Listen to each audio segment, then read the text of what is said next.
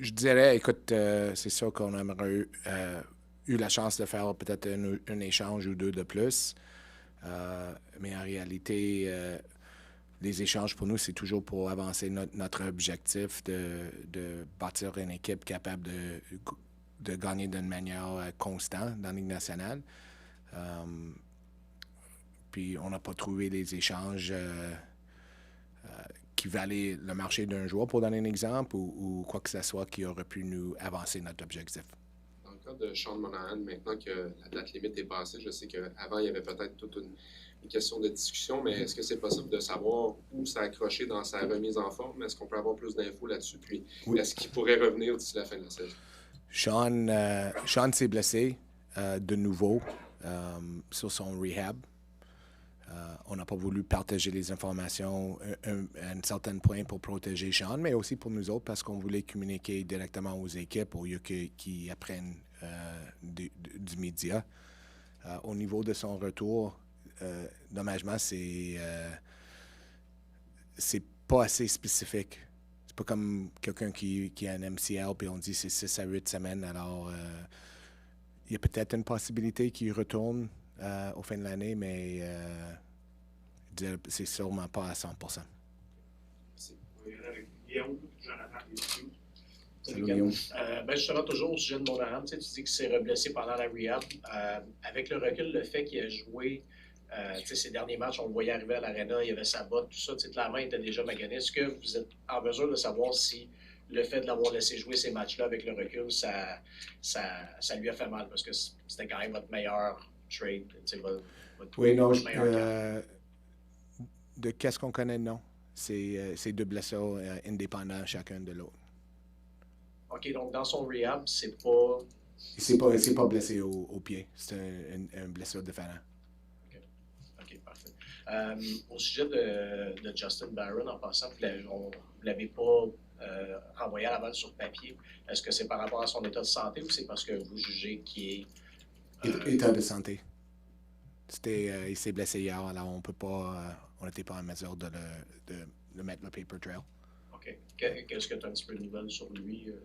Pas de nouveau. On était plus, le focus pour aujourd'hui était plus sur la date limite que les blessures, mais on sait qu'il s'est blessé au du corps hier. Bonjour Ken. Bonjour Chantal. Dans le cas de Joel Edmondson qui est revenu au jeu hier, est-ce qu'il y avait un marché pour lui? Est-ce que les équipes ont été un peu refroidies justement par le fait qu'il a raté plusieurs semaines? C'est difficile de répondre à des questions avec des joueurs qui sont encore avec nous. Alors, je ne veux pas nécessairement parler spécifiquement d'un joueur. C'est sûr que, comme j'ai expliqué à Joel quand on s'est rencontrés, c'est que s'il y avait un échange, là, c'est possible qu'il avancerait nos objectifs. C'était possible qu'on fait l'échange, mais sinon, Joel était un joueur qui amène le leadership et qui est très bon pour nos jeunes joueurs, puis il nous aide comme équipe. Alors, c'est ça que je peux vous répondre dans le moment. Par respect à lui et puis les autres équipes. Oui, évidemment.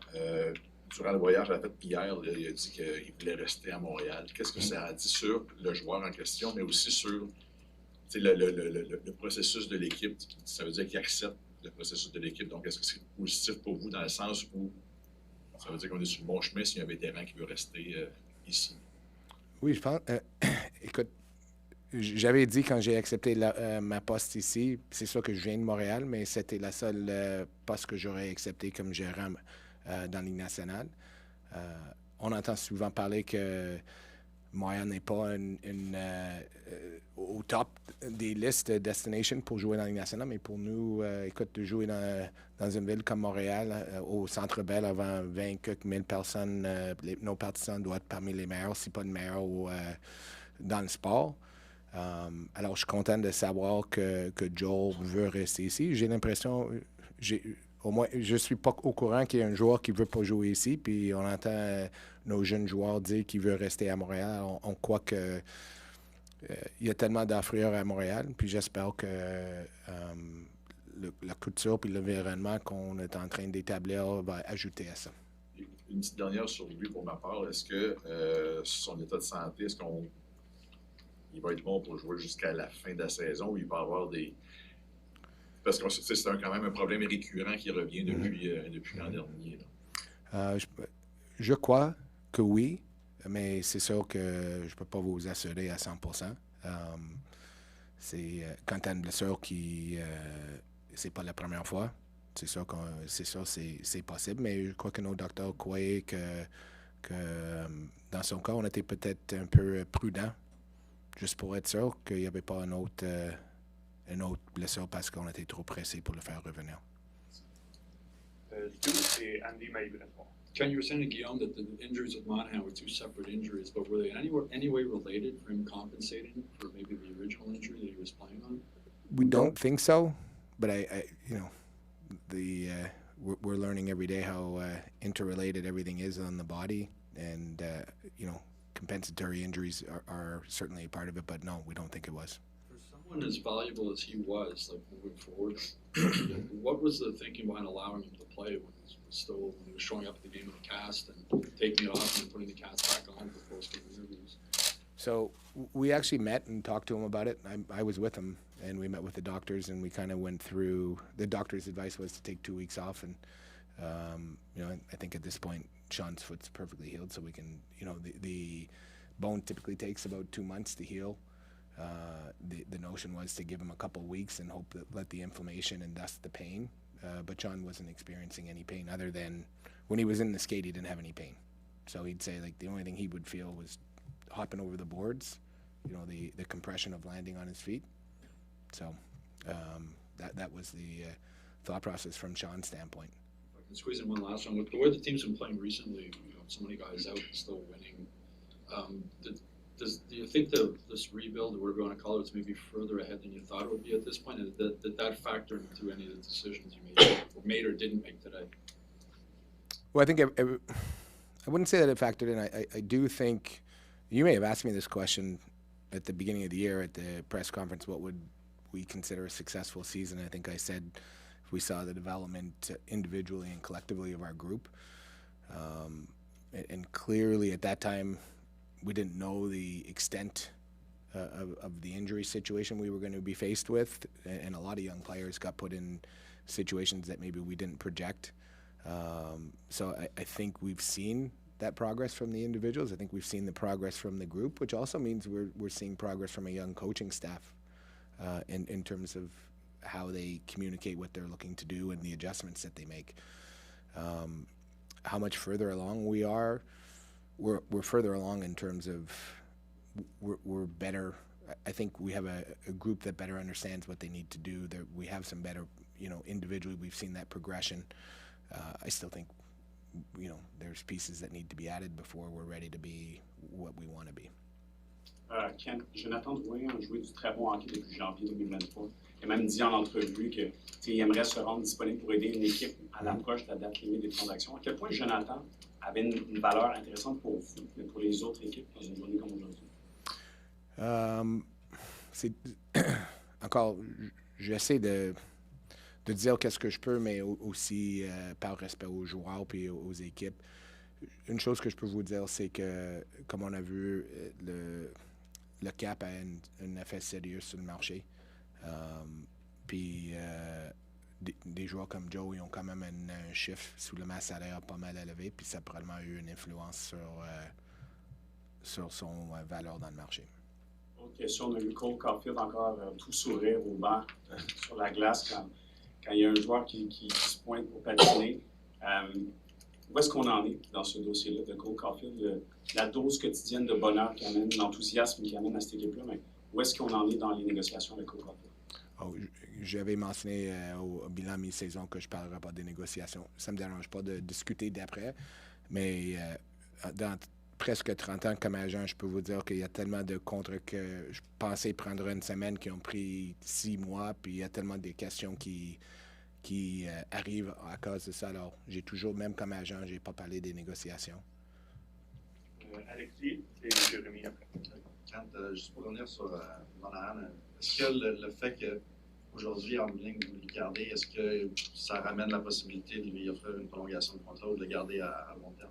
Je pense que c'est quelque chose que c'est tôt pour planifier pour l'été, mais c'est sûr que Sean Monahan en santé était une très utile à notre équipe. Alors, pour le moment, le focus est sur sa santé, puis qu'il se remet en forme. Puis les décisions, on va le prendre d'après. Et puis, un des joueurs que vous avez obtenu, c'est Denis Kourianov. On comprend qu'il est, lui, joueur autonome avec compensation à la fin de l'année. Mais est-ce que la période qui reste pour vous, c'est une période d'évaluation? Comment vous avez déjà une idée, alors il fait partie des plans à long terme, puisque c'est un joueur de 25 ans, c'est quoi que vos intentions? On a fait l'échange avec le plan de le garder, mais c'est sûr que chaque joueur, il y a une job à faire, puis de notre part, notre job, c'est de les évaluer. Alors, c'est sûr que les restants des matchs, on va suivre de près parce que quand on est arrivé ici l'an passé, un des problèmes qu'on avait, c'était l'espace sous le cap, sous la masse salariale. Alors, cet été, va être la première fois qu'on arrive à un point où il y a une certaine flexibilité, mais chaque joueur doit valoir leur contrat aussi. Jérémy et Armand. Kent, on a vu quand même un petit peu de dead money là, se promener. Je ne sais pas à quel point est-ce qu'il y avait de l'intérêt de certaines équipes pour des raisons d'LTIR de prendre le contrat de Carey. Il y a un an, on s'était parlé de chez Weber, puis vous nous aviez dit on est pas mal confiant de pouvoir le bouger à l'été, ce qui a été fait. Est-ce que la situation est un peu identique ou est-ce que vous avez encore de l'espoir que, disons, à l'automne, il pourrait y avoir quelque chose? Pour nous, la plus grande difficulté, c'était d'avoir chez Carey ensemble sur TI. Mais c'est sûr, s'il y avait une chance d'échanger Carey, on va l'évaluer. C'était pas une priorité pour nous. Puis Carey, son contrat est un peu différent aussi, vu que chez Weber, il n'y avait pas beaucoup d'argent qui restait dans son contrat. Tandis que Carey a beaucoup plus. Arvin. I understand you can't paper guys who are injured, but could you explain the decision to paper Raphael and Yuan and no one else? Yeah, so you get 4 recalls, as you know. The plan was to do 3. As I mentioned, with Barron getting injured, we couldn't paper him today. So we kept it to 2 and preserved 2 recalls that we could do thereafter. Is there consideration for Gouli or someone? I mean, I know that he hasn't played in the AHL, but no, I mean Gouli we wouldn't have done because of the injury situation, right? Like I think at some point in time, and he played until late June last year with everything that he was probably better served by having some time off, and so we inquired about whether we could still do it with Barron, and the league said no, and then we decided we'd preserve the 2 recalls instead of 1. Generally speaking, your situation, it's pretty clear that you guys were kind of handcuffed heading into today for many reasons. How would you characterize the level of activity around your team today? Quiet, relatively quiet, like as you said, for obvious reasons, which we expected. So that wasn't it wasn't anything of a surprise for us. And the other thing that we discussed is, trade deadline's a trade deadline. It's not like a moratorium thereafter for the rest of time until this time next year to make trades. And last year we traded for Matheson, Doc, and Monahan post-trade deadline. So, when you go into this process and, we're trying to be efficient in what we do, we have to evaluate what's the best time to make moves. And that's also counterbalanced by what the opportunities are. Alexandre et Tristan. Bonjour. Il y avait beaucoup de clubs vendeurs cette année, beaucoup de clubs sont déjà éliminés. Est-ce que ça a été défavorable pour un club comme vous? Je pense pour nous, c'était plus les blessures, mais je pense dans le marché dans l'ensemble, c'est sûr que quand il y a plus de vendeurs, normalement, ça aide ceux qui achètent. Slavkovski, donc en janvier, vous avez dit dans 3 mois, il pourrait théoriquement revenir. On devine qu'il ne reviendra pas dans la Ligue nationale, mais il y a le championnat du monde fin avril, début mai. Est-ce que c'est une possibilité ou vous préférez qu'il revienne juste l'automne prochain? Probablement l'automne prochain. C'est sûr qu'on va continuer à l'évaluer, mais on ne prendra pas aucun risque. On a déjà été assez mordu par les blessures que on dirait risk adverse. Kent, second year as a GM, you've had a lot of experience on the agency side. When it comes to quiet trade deadlines as opposed to teams trading in the lead up, what do you think maybe is the interest for some teams to want to trade before the deadline as opposed to waiting in like the crunch time area? I think it's you try to take the information in. I think it's the same, in contract negotiations, right? You come in and you look at a market and you say the market, there's certain variables that could influence what the market looks like, and that could be favorable or unfavorable, and you try to make educated decisions about where to go based on the risk in your individual situation. And I think for certain teams, I guess the Islanders were probably the quickest, right, with Horvat to make a big move, and I'm sure they evaluated what they were willing to pay and who they wanted to get, and they made their move. And there was more teams that followed suit this year and did things quicker. Maybe they look at it and say, we want players in and get them adjusted to our locker room and our team, and a little bit longer run up before the playoffs. Just squeeze another one. The so-called third-party broker. It's a relatively new concept. What was your thought process of taking advantage of that in the Canadian trade? A number of different things. Early on, you still have to have cap space to do it. So in our situation, just getting a better handle on injuries, and we've gone through that uncertainty with Carey in the past, where you kind of have a gray area. It's great when it's black and white in terms of return dates, and when you don't have it, so that has an influence. 2, you get 3 of them.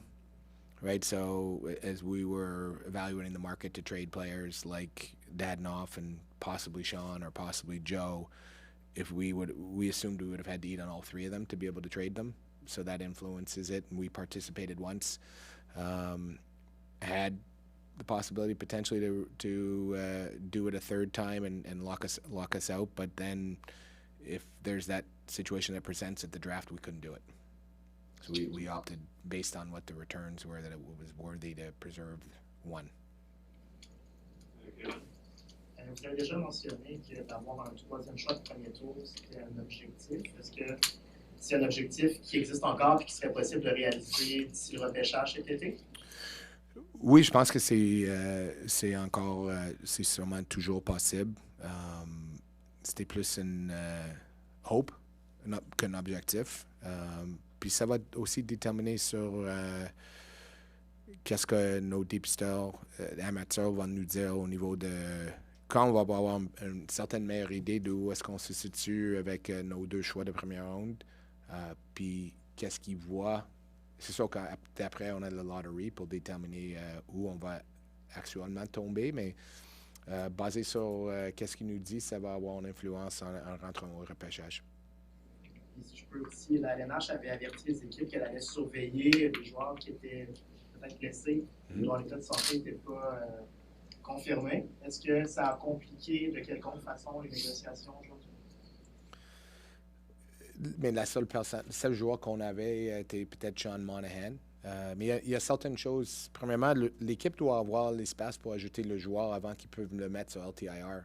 Alors, disant qu'on échange Sean puis on ne prend pas l'argent, il doit avoir presque 4 millions en espace. Puis même si on prend une moitié, il fallait qu'il y ait 3,4 millions d'espace pour un joueur qui peut-être ne jouera pas. Alors, je pense que c'était déjà compliqué. Hi, Kent. Yeah, I'm just curious, leading up to today, how popular was Joel Edmondson's name in your world? Meaning in terms of calls that we were receiving on him? I mean, I think for an extended period of time, his name was certainly pretty active in the market, right, in terms of speculation that there would be interest in him. I don't want to get into, out of respect for teams and for Eddie himself, conversations that were had or whatnot, but his injury situation certainly would have also had an effect on what teams were, and I put myself in the shoes of a team trying to contend, and I think it would have an effect on me as well. Are you pleased with how, you put a bow on today? Are you pleased with how this trade period went for you? No, I mean, listen, I'm Jeff tells me to settle down. He's going to tie me to the desk, so I can't make a trade every week. I like to be involved in deals, but at the end of the day, it has to be, moving us forward towards an objective. And if a trade doesn't advance our cause, we're not going to make a trade. So, Ken, was there anybody kick the tires on Jonathan Drouin? kind of the same answer I just gave, like out of respect to the players. But I do think, listen, Joe's. I think everybody here has noticed an uptick in his game, and the Montreal Canadiens are benefiting from that at that point. And things are complicated with cap and all the other stuff. So we're happy to have him with us for the rest of the time and for the rest of the season. And that was going to be my next question. Are you interested in keeping him beyond this year? Is it UFA? Yeah, I think. Similar to Sean or any of our expiring contracts, we've got to sit down. We've got another, whatever it is, 20 or so games to evaluate everything and see what transpires over the course of the summer, who could be or not be available, and figure out how we fill out our roster. So premature. Thank you. Yep. Wish I could give you a better answer for your. I sort of expected those answers. Give you a non-answer on your last day. You have another question?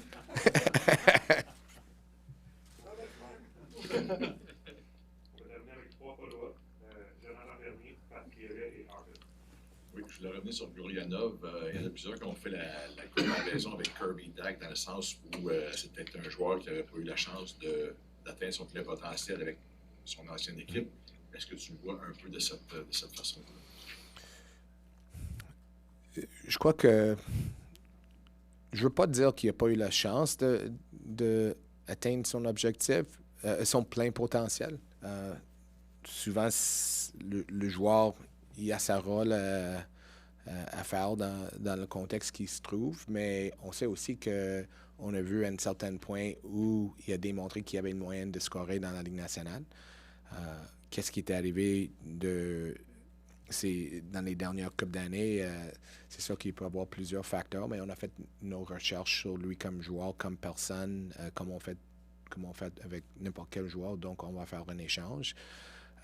Puis si on compare la chance d'aller chercher un jeune joueur qui a un potentiel, qui était un choix de première ronde comparativement à qu'est-ce qu'on aurait pu avoir comme retour en choix de repêchage, on a décidé que Dennis était le meilleur échange qui était disponible à nous. Juste pour revenir rapidement sur Claude, sans rentrer dans les détails, est-ce que sa blessure fait en sorte qu'il y a un hold avec Cole Caulfield, oui, pour les négociations, sans rentrer dans les détails, mais est-ce que le fait qu'il soit blessé, ça quand même, on attend un peu de voir qu'est-ce qu'il va... Pour négocier son contrat? Non, on va continuer à travailler. C'est sûr qu'il y a des périodes où les négociations de contrat vont tomber deuxième à la date limite de transaction pour nous, mais j'imagine pour son agent aussi. Kent, si je peux me permettre une question plus globale sur l'équipe. Évidemment, tu as parlé des blessures, à quel point vous avez été testé à ce niveau-là.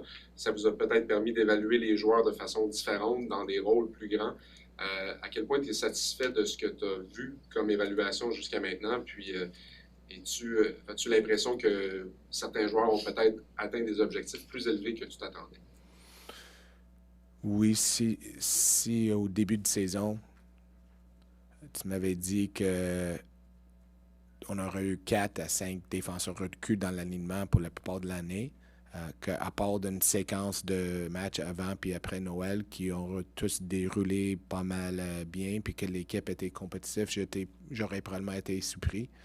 Alors, je pense que c'est plus à défense qu'ailleurs, vu à cause du fait qu'on a eu beaucoup de défenseurs recul, mais dans l'ensemble, même les jeunes, les Ylonen et Harvey Pinard, tout le monde qui était fourni une chance à cause des blessures, pour moi, ils ont pris avantage de cette chance. Merci. Actually, just to pick up on that, if you do look ahead and with how, I guess, beyond expectations, some of the rookies have performed. I'm thinking particularly Jack Hughes just signed Harris to an extension, and with Eddie still here. Do you feel a need to alleviate the situation on D ahead of next season? Well, if I were going to look at no, it's not that. I was going to say I don't know what the man games lost are over 2 years, but since my arrival in January until this point in time, I can't imagine there's a team that's had a more difficult situation. Yeah. So I look at, I think maybe 3 games all season where we had our full complement of defense. So to look in theory and in reality with what we've experienced over, certainly since I've been here, it's hard to imagine or to plan for a scenario where we're completely healthy. And I think, some of our D, goalie at certain points and Harris have played the right side. So I think we sit back and assess as we move forward here. Just one more, if I could. Can you describe to what extent now you can shift your focus to the draft, or how involved you will be in preparing for the draft now that today is over? And I know there's other administrative things to do, but is that your focus? Yeah. I've traveled a couple times already this year to go scout. And in fact, we were booking our trips to Switzerland today. So, yeah, that's certainly a big focus. We got to continue to evaluate this group and, everybody in this group. And I don't think we're going to ignore the Montreal Canadiens by any stretch, but clearly having a number of picks again this year, 2 firsts and multiple. I was told not to get another 4th round pick in this year's draft, so a 4th or 5th. Yeah, we got it in 20. No, we pushed it out. So, the draft's very important. All right. Merci, Ken. Thank you. Merci, Ken. Thank you.